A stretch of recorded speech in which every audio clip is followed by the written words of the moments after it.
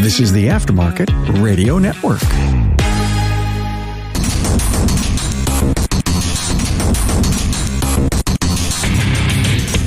Welcome, everyone, to yet another episode of Diagnosing the Aftermarket A to Z. I'm Matt Bonslow, and today I have the one and only, someone who needs no introduction, except for maybe 90% of the profession, Tanner Brandt. Tanner is the owner of Auto Diag Clinic. He is he's a lot of stuff, to be honest. He's a trainer, instructor, presenter, course developer. He's a consultant. I heard he's a heck of a gardener. A little bit of a party animal. Not really. All around good guy. I mean, he's not as nice as Bryn, but who is? There's nobody nicer than Bryn. That is for sure. You're close. You probably got him. It's like my brother. Well, he's got me by height, so. And everyone that knows you will fill in the blank on that. And Tanner, you need a excuse to maybe disappear to Las Vegas? Of course. If not, I got one for you. Tell me more. I will. The NAPA Expo will be held July 18th through the 21st at the Venetian and Convention and Expo Center in Las Vegas. Stay at the forefront of the latest technologies and industry trends. Registration opens April 2022, so it's already open. Not enrolled but interested in attending? Contact your servicing NAPA store for more information. Man, I would love to go to Vegas, especially for a trade show. Tracy told me there's a band and some country singer that's going to be there. That's all I need to know. I'm in. You have a band at a automotive convention? Yep. The last time we had a band at an automotive convention was at Chicago, and it was in a museum, and that was a great party, so I'm in. I know who the band is. It's Brian Collada's favorite. Oh. Goo Goo Dolls. Perfect.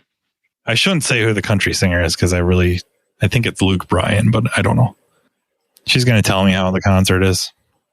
So, anyways, Tanner's on here because him and I were talking, and we're kind of rattling off some of our favorite diagnostic tools, our most powerful pieces of diagnostic equipment. And you would think he's on here to talk about scan tools and scopes and meters and any number of really neat pieces of equipment. But honestly, we both arrived at one of the most key weapons in our arsenals, our diagnostic arsenals, is none other than a really good flashlight.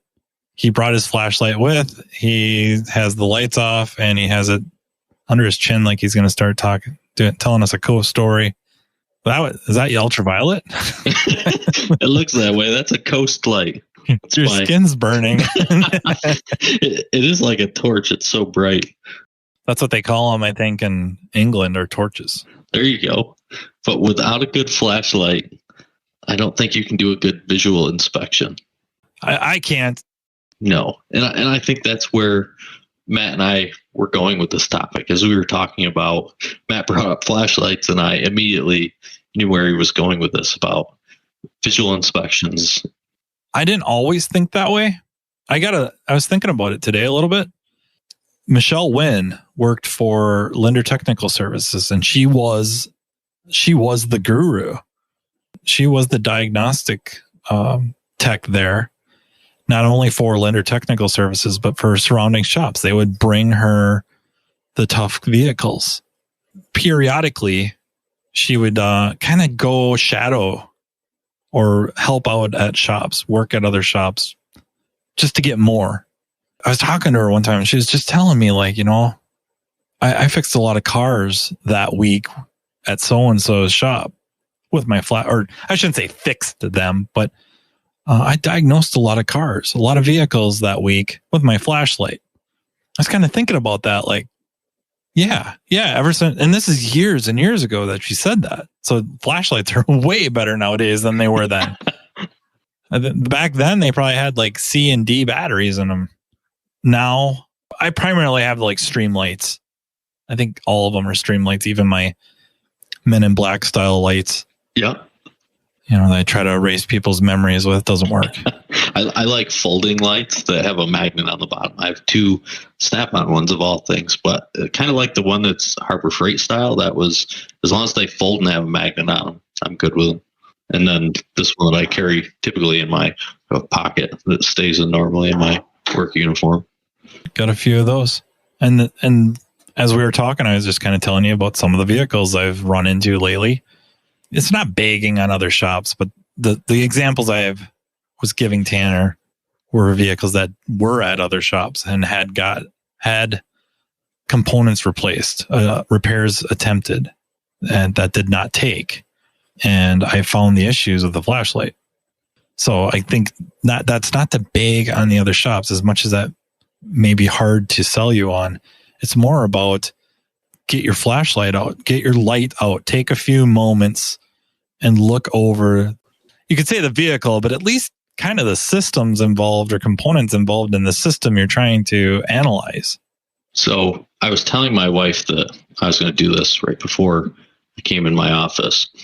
And she came up with something brilliant.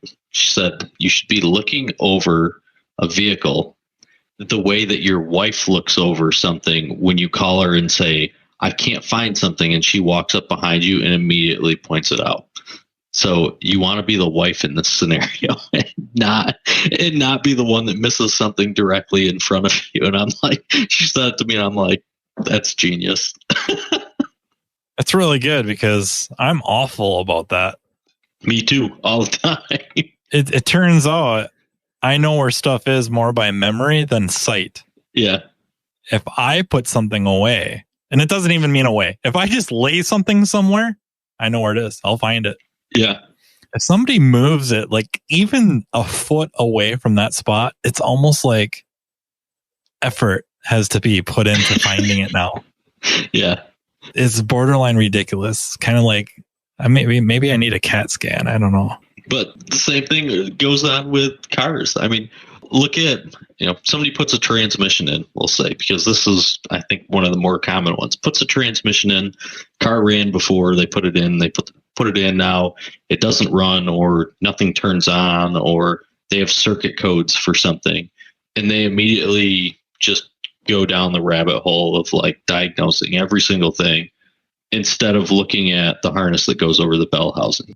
Just such a good example of, the little bit of effort that goes into what did you do last? So when we're looking for something that we lost and we try to trace our steps, anytime I look for something that I lost and I'm like, okay, what did I do with it?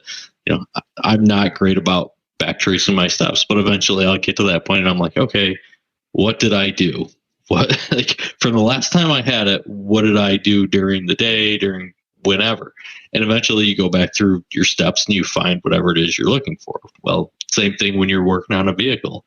What did you have apart, or sometimes maybe you won't know what the car had apart on it, but if you can get the history of it, I like to use Carfax, and a lot of times I'll look up a Carfax, and then once I know a history of the vehicle, was it hitting the left front?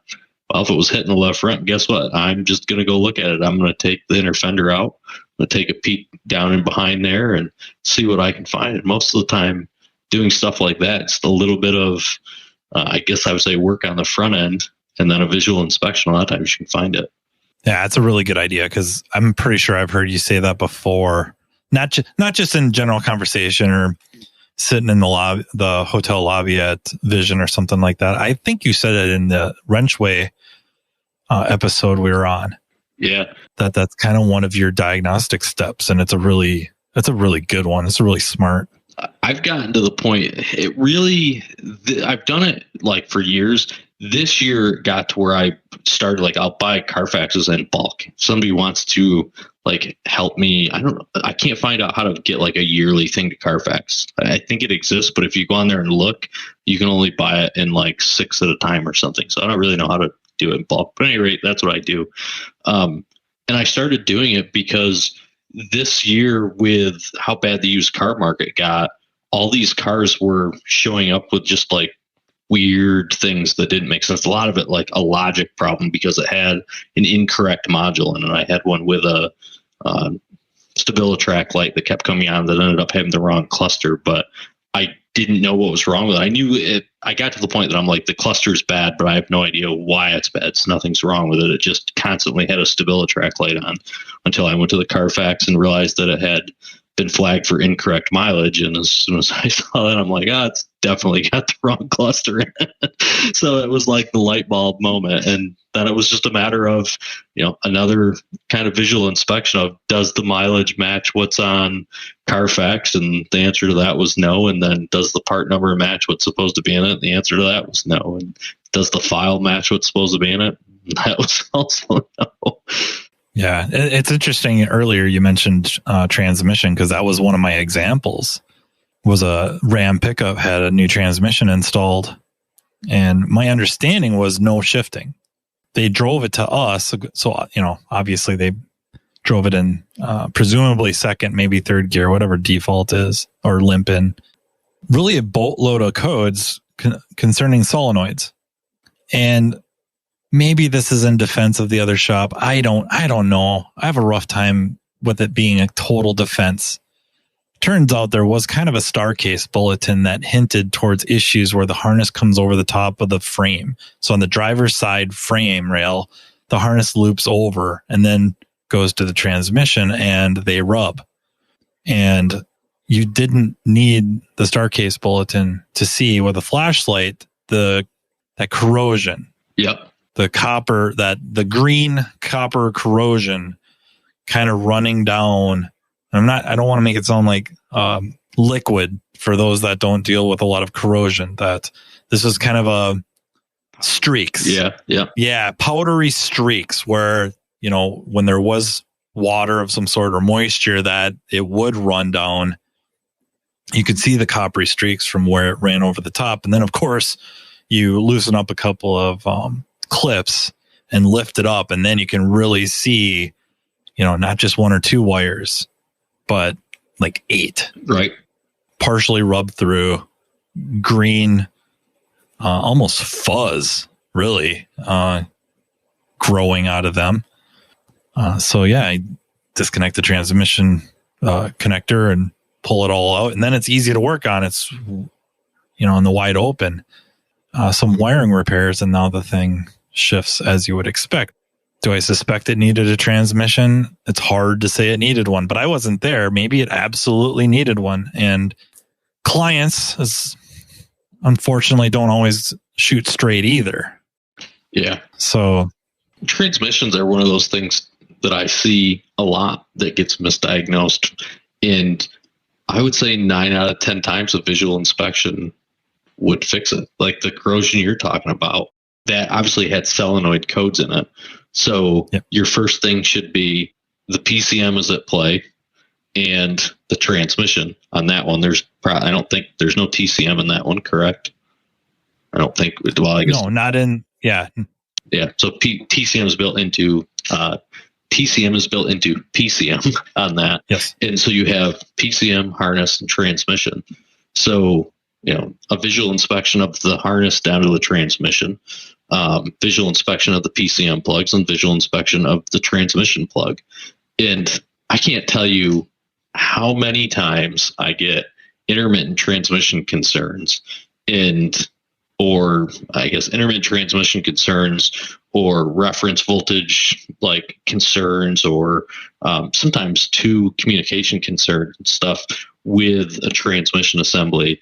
And you just unplug the transmission connector and it's full of fluid, and you're like, oh, like you literally pull it and the fluid just runs out of it. And the shop's like, oh, and you go, there's a transmission, a harness, and a powertrain control module or a TCM at play. Like visual inspection of all of those parts. Now, obviously we talk about, you try to, if it's intermittent, you try to not manipulate stuff as little as possible. But most of the time, if you take and you shine your flashlight on the transmission connector, if it's got fluid in there, you're going to know it's wet. And at that point, if it's wet, I'm disconnecting it and taking it apart. Yeah. And I'm glad he said that and kind of brought that up. Not so much the fluid and the connectors, which is still a really good test on virtually anything, right? Coolant temp sensors. Yep. Is there coolant in them? And we don't see it so much anymore, but it's hard not to remember the GM Vortex pushing fuel up through the harness into and filling up the engine control module with gasoline. Yep. That's going back a ways. But even Chrysler doing that now concept. And now Chrysler doing it with coolant and GM doing it with coolant on the cruises. I can't tell you how many cruise PCMs I get a call and they're like, yeah, we got to put a PCM in it. And I go, why? And they go, well, it keeps melting the coil. And I'm like, that's going to have coolant in the connector and the connector's going to be corroded. And then it's a matter of, now granted, sometimes they can't see it and you got to take the front off the connector. But again, that one little step of looking a little bit further, you're looking at your coffee table looking for something and it's on the floor underneath it. That's kind of, they were there. They had the connector off. They looked at the connector, but they didn't pop the cover off. Hey guys, Matt here talking to you about what the NAPA Auto Care Center program can do for your business. You probably already know the NAPA brand is the most recognized and trusted name in the automotive aftermarket industry. In fact, studies show nearly 95% of customers recognize NAPA and associate it with quality parts, service, and technical expertise. So why not complete a Pro Image upgrade and take advantage of that? Pro Image is a co-branding program for the exterior and interior of your shop. On the outside, it includes the NAPA colors and distinctive NAPA signage. While the public may know you as a reliable, locally owned business, a Pro Image upgrade helps set your shop apart from the competition even further. It is also a visual signal to your customers and potential customers that you and NAPA are partners. Most importantly, Pro Image really works. This co-branding opportunity has helped NAPA Auto Care Centers across the country increase their car counts and sales. In fact, those that have completed the Pro Image project enjoy an average of 23% sales increase during their first year. Pro Image upgrades are also available for the interior of your shop. A Pro Image interior upgrade transforms your customer waiting area from merely utilitarian to warm and welcoming. The goal is to maintain your shop's independent identity while enhancing the customer's experience. You can get a free look at what a Pro Image exterior or interior upgrade can look like by visiting the NAPA Auto Care member site and clicking on the NAPA Pro Image link under the NAPA Pro Image tab, or contact your local NAPA Auto Parts store. Your servicing NAPA store can tell you more about Pro Image plus the hundreds of other reasons to become part of the NAPA Auto Care family, the largest network of independent auto repair shops in the country. We didn't work on this vehicle, but a fellow shop called me about it. And it's not, I don't want to sound like I'm picking on Chrysler at all. It just so happens that he legitimately thought that the PCM was full of brake fluid. He's like, how in the world would brake fluid get in there? Like, this has been happening for a while? Oh, yeah. Is it low on brake fluid? No. I'm like, which connector? Or, what, like, is one of the connectors wet? And he's like, yeah. I'm like, which one? And turns out, luckily for me, I think, there was not much going to that connector. But one thing was the power steering pressure switch. Yeah. So when he unplugged that bad boy, wow, did that had a lot of fluid in it. And I think it shot it out pretty good. Yeah. I mean, this isn't so much flashlight stuff, but inspections. But where I was going, what I liked what you brought up there is on intermittents. And even if they're not necessarily intermittent, the flashlight comes into play in that you don't really want to start manipulating things. I think a lot of times when we have like circuit issues and whatnot, and maybe we check a component, scope it, whatever, we don't like the signal, maybe something gets replaced, doesn't fix it. We kind of catch ourselves wanting to, and then actually grabbing the wire harness and pulling on it. Especially, I was thinking like for fuse shorts, like popping fuses or tanking something to ground. That you kind of want. The desire is to start grabbing the harness and just yanking on it, and that's really a big no-no. Yeah. Try not to do that. Try to use your flashlight and just trace the harnesses. And if again, a lot of stuff depends so much on car lines and what your service from information source is. And it's not a campaign to go get this or go get that. It's just the way it is. Sometimes they show you harness routings. Yeah. Or you can kind of figure out harness routings by where's connector, this. Yep. It goes through C102, then it goes through C104, and then it goes through, wherever to the component. Okay, I know where these connectors are. I have a feeling I know where the harness goes. Okay, good. Now grab the flashlight and start tracing. Where is this harness going? What is it laying on? What does it bend around? And that's where the focus of your attention should be. Right. I think a lot of people get burned by that because you start grabbing stuff, you temporarily fix it, and temporarily could be 6 months, a year. Yeah. And never see it again. I don't know what I did to fix it, but yeah, it's gone now. Must be in that harness somewhere. Yeah. People don't think about that. Literally, the thickness of a razor blade, slicing it and touching it to ground will make that short. And if you move it away from that, it may never touch that spot again, or it will 2 years from now. And all of a sudden it starts all over again. One thing somebody had told me once they did with harnesses, which I've never really tried it, I guess, but somebody was telling me they use a blowgun. So they just take shop air and blow, like we'll trace a harness with shop air and blow on it. And I'm like, that's interesting. I never really, I guess, thought about that. I'd have to try that. Yeah. I've used water, spray a bottle with water. Yeah. And see if it, acts up at all. Yeah. Or soapy water or tire leak stuff to get, so it's a little tacky. Yep. I might have to try that. That's kind of cool. Yeah, I like I said, I haven't tried it. Some people have told me that, and they're like, instead of moving the harness, obviously trying to do as little bit of movement on the harness as possible, you're basically just blowing shop air around it so that the harness kind of moves a little bit, and see if it acts up again.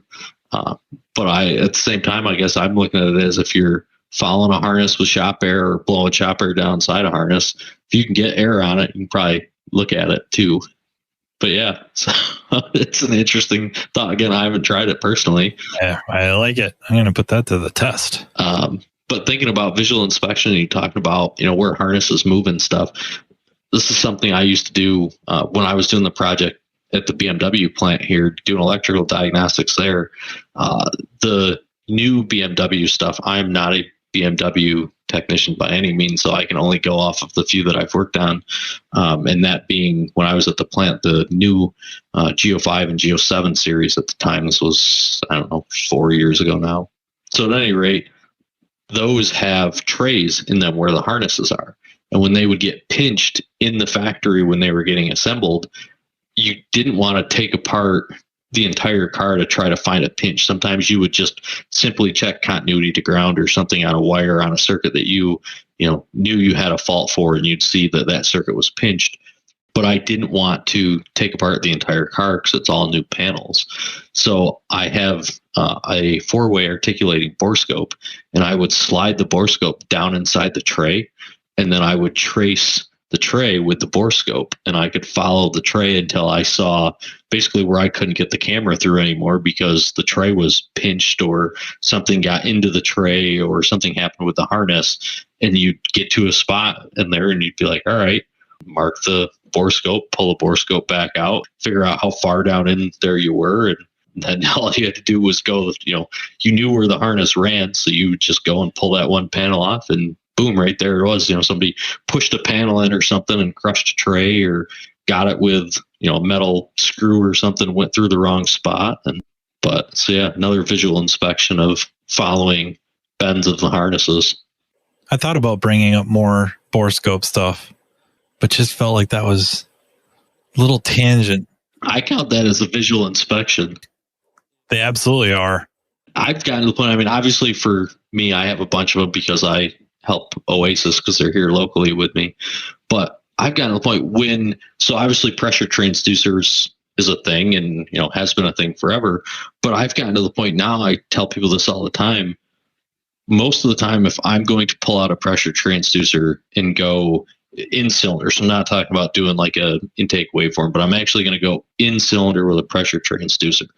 If I have a spark plug out of it, I'm going to put a borescope in it first, because there's so many pressure transducer captures that I have that we've all looked at and had like our group of friends look at it, and we're all like, that's a leak in the cylinder. And we're all like, okay, we know that. Is it a, like something weird where either there's a hole in a piston or there's a, chipped valve or a broken ring. And we're like, we know there's a leak in the cylinder, but there's nothing wrong with valve events. There's nothing. And then you're like, yep. At the end, you're still then looking at it. And I can't tell you how many times that has happened in our groups. And I like call the person and I'm just like, hey, I'm going to send you a bore scope and you can look at it. I did this. Mike Broccolo had one.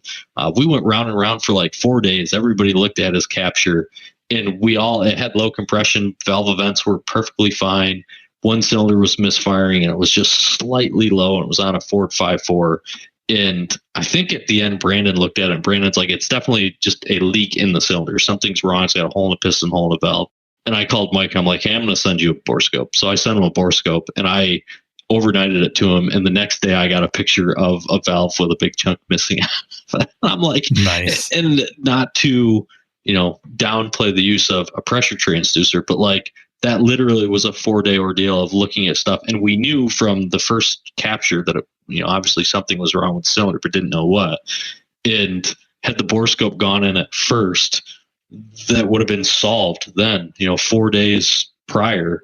So that's, I guess, my thing. I look in a cylinder. If I pull a spark plug out, I'm going in it with a bore scope. I would agree with that. I think I do that as well.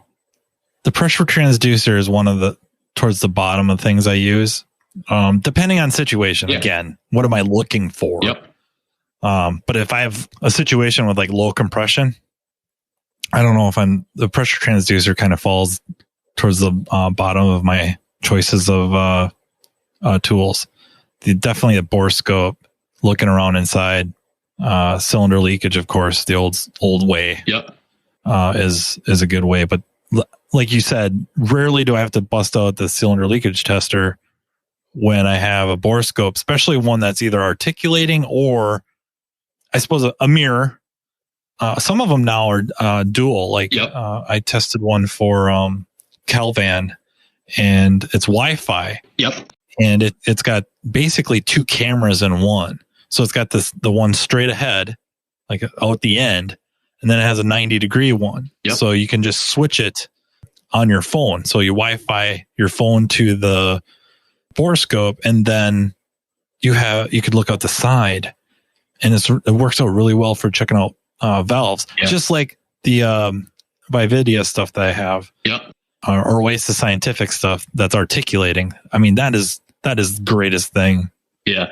That is the greatest thing ever, to be able to snake that down and kind of whip it around and look and maybe rotate the engine a little bit, maybe take the bore scope out when you do that.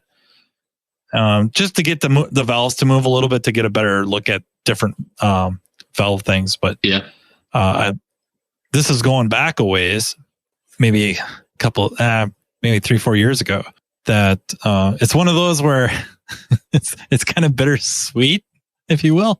A lady purchased it was used, but purchased a Mercedes-Benz, and she heard that we were the import Euro shop around, and she wanted an oil change. And when they gave her the estimate on the oil change, she fainted.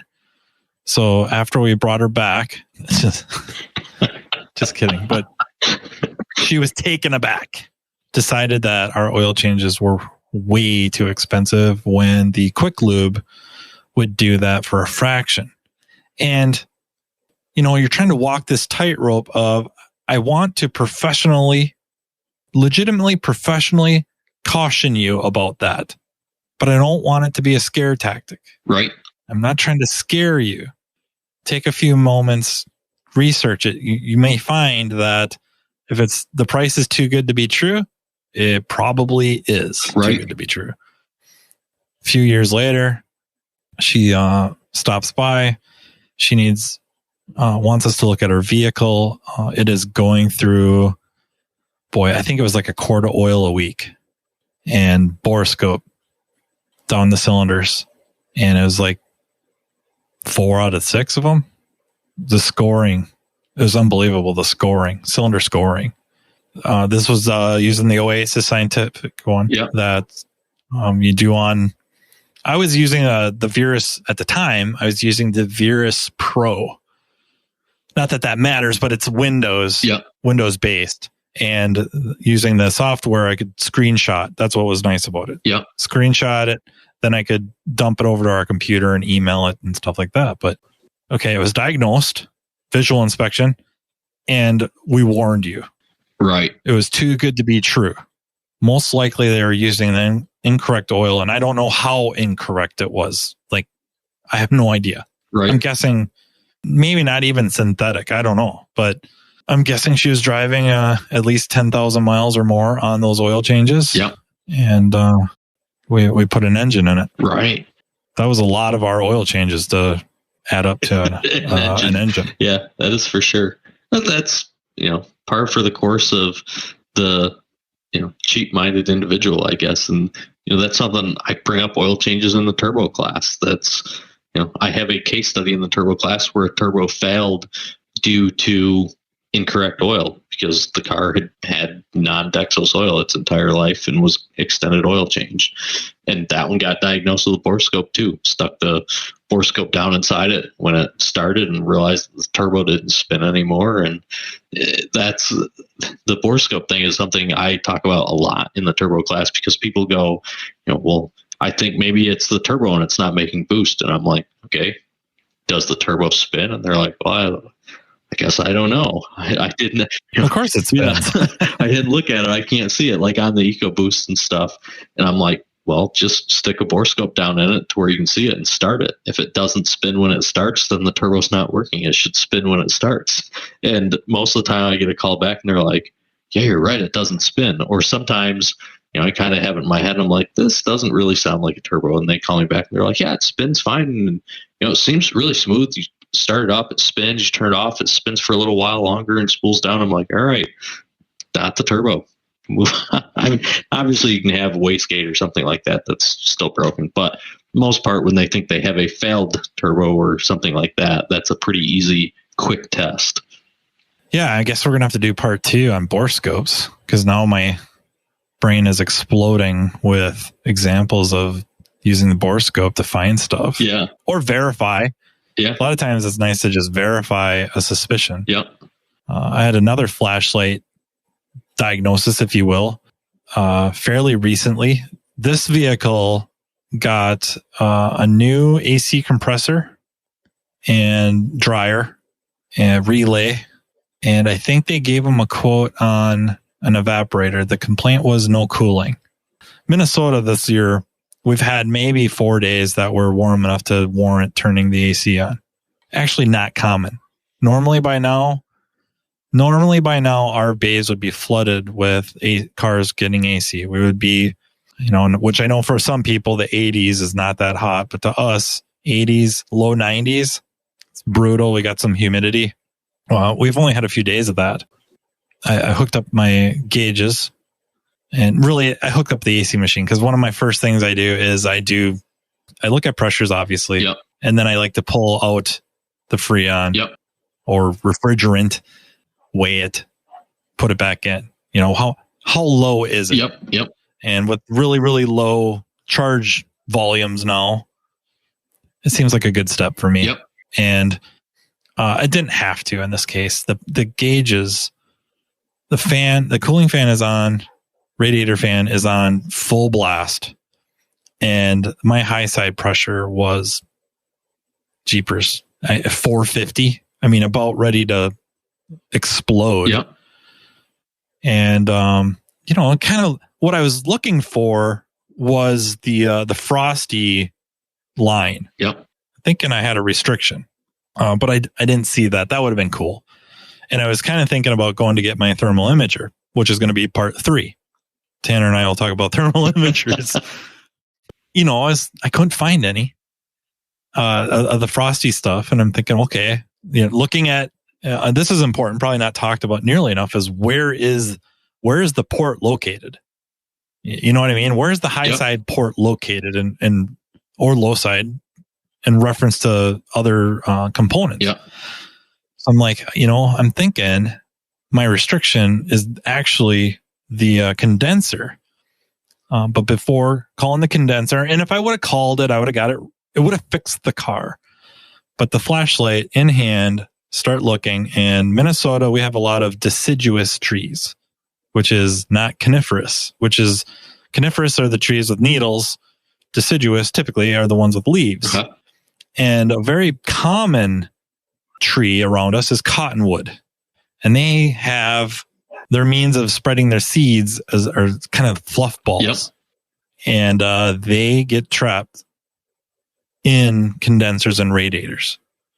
Along with, I suppose, if stuff gets wet and whatever, pollen and dirt and muck and, road grime, whatever. But in this case, cottonwood fluff. And I was using my flashlight and I could see that this thing was restricted.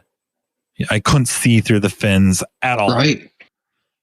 And then the garden hose is what really A, fixed it, and B, hammered home the diagnosis, because the pile of crap on the floor under the condenser radiator was unbelievable. And this is like a Honda Civic. Right. Yeah, it wasn't a pickup or anything. A Honda freaking Civic, that little condenser.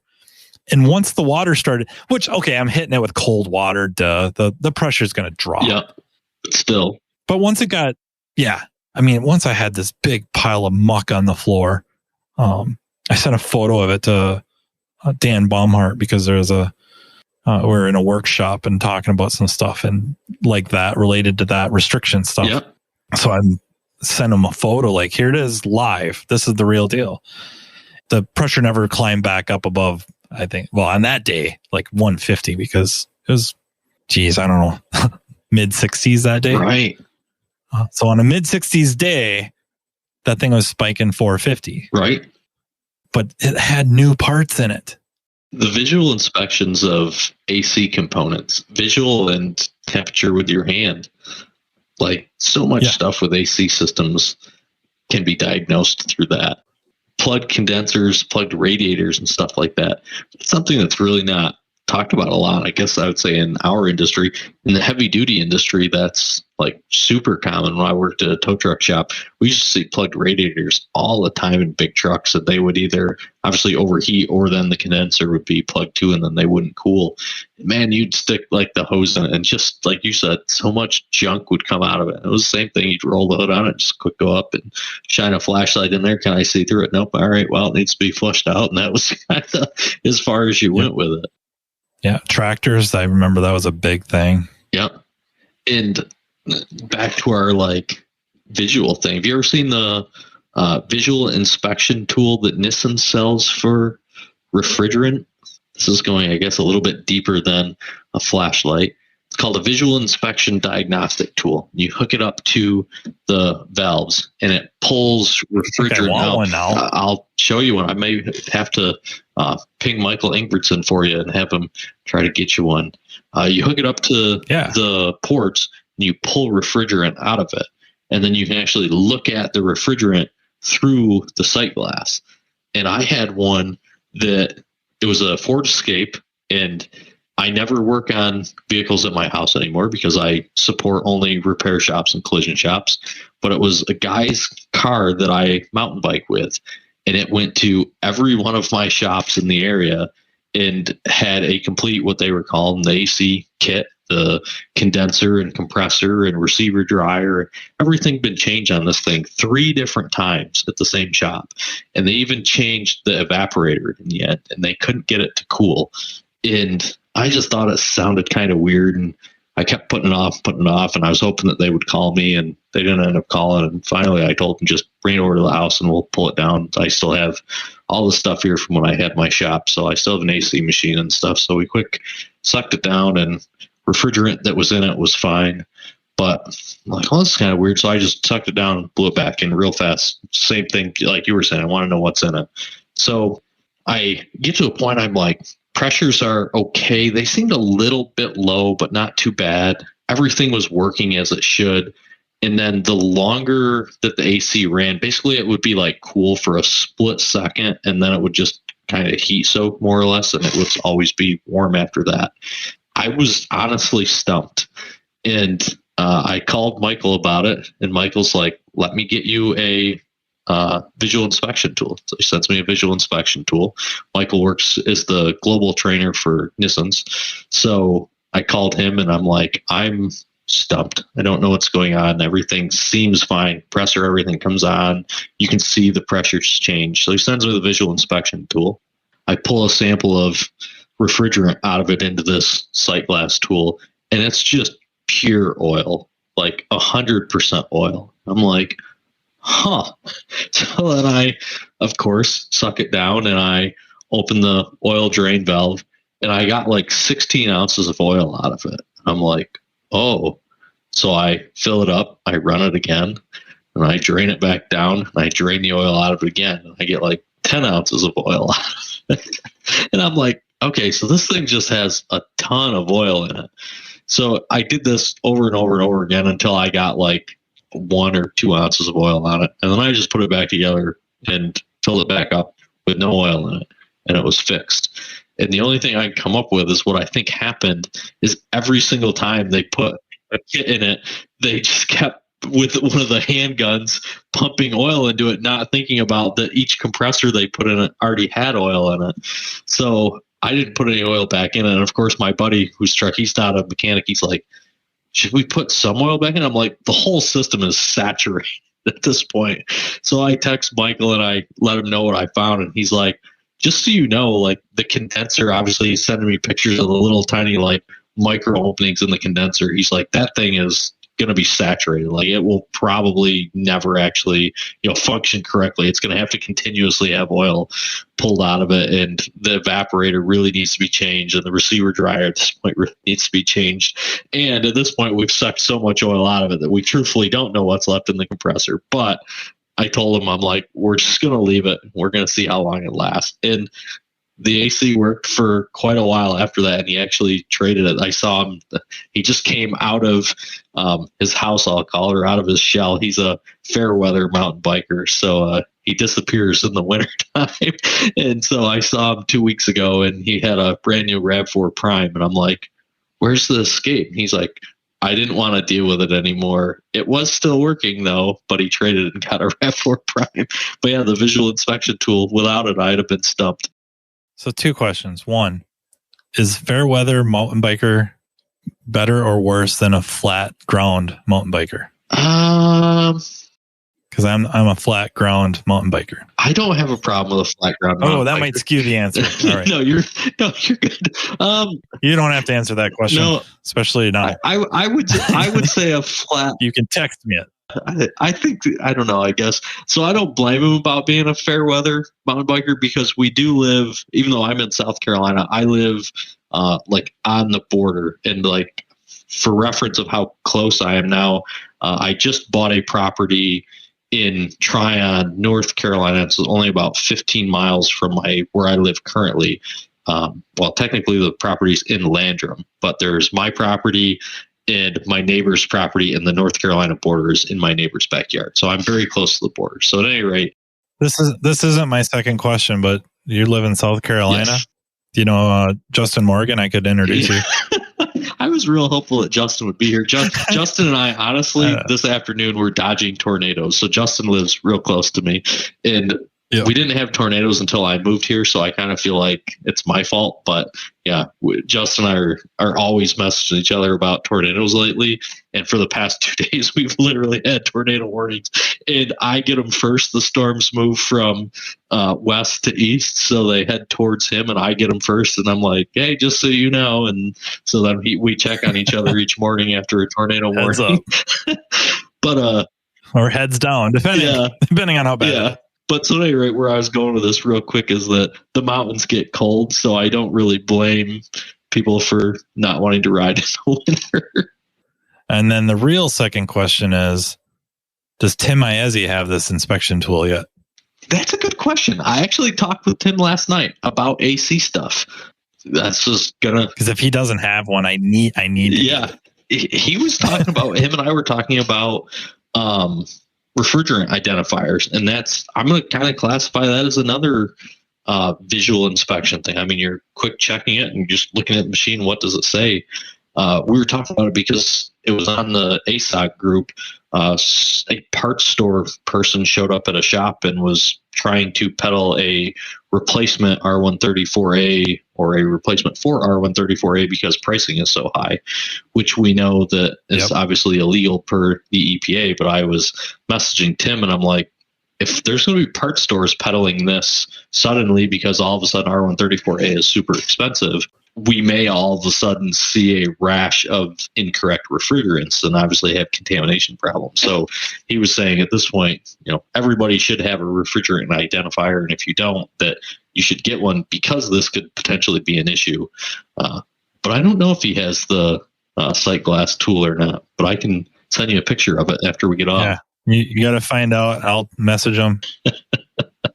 I kind of want one anyways. It sounds cool. It was, without it, I wouldn't have diagnosed. Like, we were at a point where we knew that something was wrong with the refrigerant. Like either it was contaminated or had too much oil or something. Something was wrong and it wouldn't allow it to cool. But being able to see when I sucked it out that it was literally like all oil definitely made. I mean, it's such just another weird thing, I guess, of it's a visual inspection thing. The pressures go out the window, everything goes out the window, and you just suck some refrigerant into it, and then when you're done, you close one side, open the other side, and it sucks it back in, and it's empty, and away you go. So another example of flashlight inspection is a couple of vehicles. One was electronic throttle control, the other wasn't. And maybe in a super well-lit shop, you could see pretty easy, but both of them, very, very poor idle complaints. On one of them, the non-electronic throttle control vehicle, which wasn't really that old. It was cheapers like 2008 or something, which I suppose is really old nowadays, but stalls at stop signs intermittently. Both of them, the throttle plates, horrifically contaminated. I mean, just gooey black, even to the point of almost carbon on the one. Pop the snorkel off or bellows, whatever you want to call it. Take a look in the, at the throttle body, at the throttle plates, both sides, the front easy side and then the back side. Both of them were repaired with a good throttle body cleaning or throttle plate cleaning. And then another example, I hate to go to the kind of a similar component, but this was a overheating issue that got a new water pump. New water pump and belt and whatever to fix overheating thermostat, which if it was overheating, it needed anyways, did not fix the overheating complaint. And this is the one I sent you a photo of, that the fan was on full blast and it could not get rid of heat. Again, it was at our shop A because the other shop put a water pump in it, failed to fix it. They insinuated it probably needed a head gasket, so it was sent to me to test for the head gasket. Because I think a lot of people have kind of lost confidence in the blue juice. Yep. Exhaust gas analyzer. I don't know if that quite counts as a visual inspection, but we sniff for hydrocarbons or CO2 or CO. So that right there, that's the big advantage of the exhaust gas analyzer, is the blue juice reacts only to CO2. If you don't believe me, just breathe on it while you're squeezing the bulb. It'll turn from blue to green to yellow. Exhaust gas analyzer, of course, 4 or 5 gas will pick up on hydrocarbons, CO2 and CO, which are both byproducts of combustion, one complete, one incomplete. This thing passed with flying colors, but it was legitimately running hot. Could not get rid of the heat. Flashlights out. I'm expecting more cottonwood fluff or road grime. And turned out that if he'd have made it, or he or her, whoever owned the vehicle, if they would have made it this summer, they would have been complaining about a lack of cooling. The condenser fins were breaking away and were blown into the radiator. Like sucked into or blown into, depending on which, when it happened, I suppose, if the cooling fan was on and sucked it in and, or flying down the highway. But it was impressive. There's hardly anything left of this condenser except for the tubes, if you will. All the fins were embedded into the radiator. Oh man, it was pretty cool. And so we got a radiator and a condenser, and now it doesn't overheat.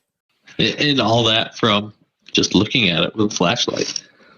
Yeah, and it overheated at idle, obviously, but it overheated going down the highway, which, not saying it's impossible for it to be a water pump, but it starts falling down my list of possibilities. Like, it's, of course, anything, I don't know, maybe not anything, but it's a possibility. But I would rather get burned by that than something that makes more sense, where the radiator's clogged up. It can't move air. In my experience with water pumps too, when they go bad, is typically like if the impeller is gone or it's broke off and the shaft is just spinning, they overheat or like overpressurize in like almost, it seems like seconds to minutes. Like you start it and you're 2 minutes in and all of a sudden everything is boiling.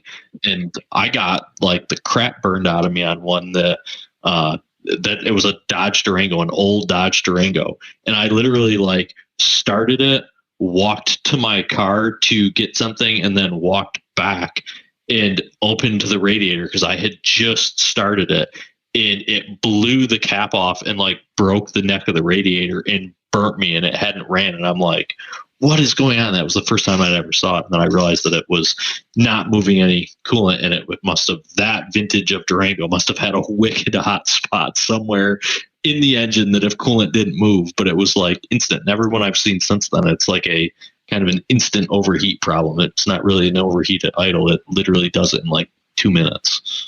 Yeah. Real quick, my last visual inspection with a flashlight, this is the one I probably see the most, is the F-150s that have the fuse box that's right at the very front. You lift the hood up and it's right there, right where you need to lean over. I see those constantly, most of the time for fuel pump complaint or what do I want to say, dying while driving, and then sometimes they'll restart, sometimes they won't, or extended crank, things like that. And it's the fuel pump fuse that's in that melts. But I've had a couple I was trying to find before Matt and I started this, and I have not taken any pictures of them. But I also had one in my invoicing system for a PCM power fuse that same year in the same fuse box doing the exact same thing. And the fuses just melt. They don't blow. But we all have been taught to check fuses with a test light and just go across each one. And every single time that it happens, the shop has tested the fuse for the fuel pump. And most of the time, when it is the fuel pump fuse that melts, they've already put a fuel pump in it. And then I get there and I grab my flashlight, and I'm very famous for I check fuses with a flashlight. Right or wrong, I very rarely check a fuse with a test light anymore. I used to, but I also found that sometimes that fuse is not in there all the way, and you stab it with your test light on the top of it and you push it in, and now all of a sudden you fixed whatever concern you had. So I like to take my flashlight, and this one in particular, I guess kind of just a random thing. So we have bright and then we have a dim setting. In the dim setting of it, you can see through the fuses really easy. The bright setting kind of like shines back at you, but on the dim setting, I literally can just like go down the row of fuses and kind of look down inside them, and I can see A, is it blown, and B, is it discolored? And like most of the ones, especially with those Fords, that's literally, I just go down the row and I always get to that one. I'm like, that fuse is discolored. As soon as you shine the light over it, you see it, and you just pluck it out of there and look at it in your hand. You're like, yeah, that's completely melted, not blown. And then the shops are always like, I checked it. And I'm like, not saying you didn't. I know that you checked it, because if I can check it too with a test light, it's going to test fine because it's got power on each side. So yeah, looking at stuff like that, I mean, it's just, there's so many things that we could talk about that a good visual inspection with a flashlight is going to get you to where you need to go without sending you down a rabbit hole. Yeah, I was thinking you were going with like body control type modules, interior, where there's either the windshield was never bonded properly or lost its bonding, so there's leaking, or moonroof, sunroofs, leaks, stuff like that, where maybe you're not seeing wet, but you can see signs of wetness. And not saying like immediately that's the call, but it helps with that direction. And now this module is right in that path. This wiring is right in that path. Now I'm going to focus some attention here. I think it's worth spending some time tracking this down and, pulling carpet up or dropping modules down and opening them up a little bit. And a lot of times you don't have to, right? You disconnect them and you can see signs of it. Although, you know what? I've had a couple of the side object detection modules on GMs. The metal ones, not the plastic ones. The plastic ones like swell up and crack and stuff. But the metal ones, to me, the last few I've done, there's no external indication of an issue. But you bust them open and you kind of bust them. Then you see they're horrible inside, horribly corroded. It's like they corroded from the inside out. That's exactly what's happening, I think. Yeah, but I just find that, okay, we kind of laid in with the flashlight leading to the diagnosis, and it would lead to the diagnosis, but it could really be leading you to what direction to take, some steps. Because that's what a lot of times what we're doing when we're analyzing something is we're going to choose, we have this resource of time that we're selling. How am I going to divide up this resource? What should I spend time on? And I think the big sales pitch here with the flashlight is it can really help you decide which direction to take. And too often, I think that part is kind of skipped. We're relying far too heavily on codes and like the code set criteria and following the flow chart type thing. Not telling you to get rid of any of that, but maybe start moving that flashlight and visual inspection, something that I think strategy-based diagnostics, isn't it pretty high on the list of strategy? Like verify the concern. Yeah, visual inspection. I personally always look at everything first. I'm always looking at, is there something that's weird on the car? Where are the components located? Are the components attached? Are the harnesses that run to them attached? So yeah, definitely one of the first things in my strategy. Yeah, and we could be really preaching to the choir here. We could have a lot of people listening going like, "Oh, duh," or everybody knows that, or how do you miss that? But yet they're coming into our bays. It cannot be just my shop. There's no freaking way it's just my shop. It's got to be nationwide, probably worldwide. For those of you that don't bust out that flashlight, but invest in some flashlights. Go to, is it Automotive Insight Group on Facebook? Is that Mario's? Super Mario Diagnostics on YouTube. I think I have a lot of flashlights. I'm not even in it. And I think, did I say Mario Huas? I think it's Rojas. Rojas. Okay. Oops. Let's just call him Mario. That's okay. Yeah, he's got a bunch of them. It's Super Mario. Yeah, Super Mario Diagnostics. I carry this one in my pocket, and I got 2 in my truck. That's what I run with each day. Well, I really, really appreciate you coming on, sir. Of course, anytime. Well, we got part 2 and part 3 to do. So yeah, part 2 on borescopes. We'll start working on borescopes, thermal imagers. Yeah, then we might as well do gas analyzers and magnifying glasses. I mean that's the new thing of visual inspection. Everybody's looking at circuit boards, and that's the new part. Sold. That's above my head, but above my pay grade. Everything's above my head, though. So yeah, I just heard Brian Collada. Yeah. He jumped on that one. Perfect. Thank you again, sir. Thank you, everyone, for listening. This is Diagnosing the Aftermarket A to Z, part of the Aftermarket Radio Network. And please feel free to reach out to me anytime on mattfonslopodcast@gmail.com or hit the Facebook page and let me know what you think or any ideas you have, or if you want to be a guest on the podcast. Thanks again for listening, and we will talk to you next time. See you, everybody. You've been listening to Matt Fonslow, Diagnosing the Aftermarket A to Z on the Aftermarket Radio Network. Follow Matt on your favorite listening app. He's very interested in what you have to say. Let him know what you'd like him to cover and come on the show. Matt is all for advancing the aftermarket. Find Matt Fonslow on social media and connect or on aftermarketradionetwork.com.